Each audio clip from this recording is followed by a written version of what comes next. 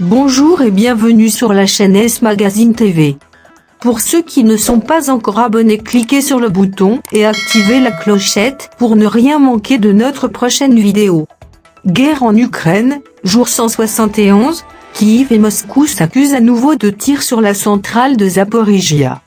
Kiev et Moscou ont de nouveau échangé samedi des accusations de tirs sur la centrale nucléaire de Zaporijia, la plus grande d'Europe, occupée par la Russie et visée à plusieurs reprises depuis une semaine.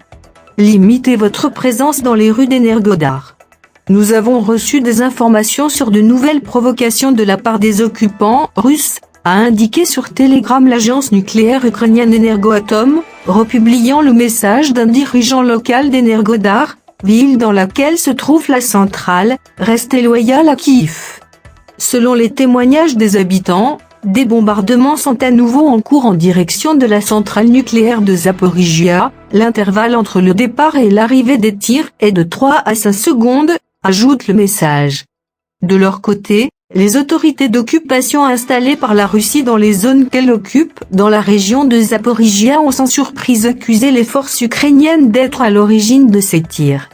Energodar et la centrale nucléaire de Zaporijia sont à nouveau sous le feu des militants du président ukrainien Volodymyr Zelensky, a déclaré sur Telegram un membre de l'administration militaire et civile pro-russe, Vladimir Rogov.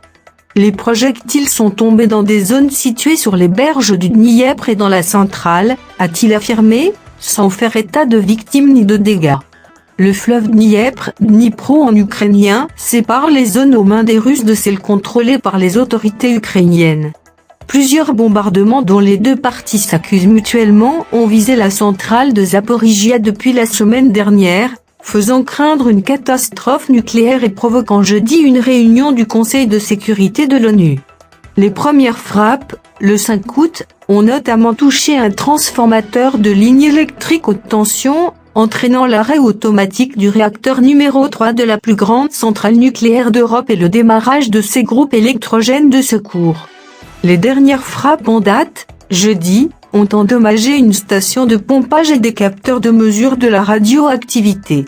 Les autorités ukrainiennes, soutenues par leurs alliés occidentaux, appellent à la démilitarisation de la zone et au retrait des troupes russes qui occupent le site depuis mars, Volodymyr Zelensky dénonçant le chantage nucléaire russe.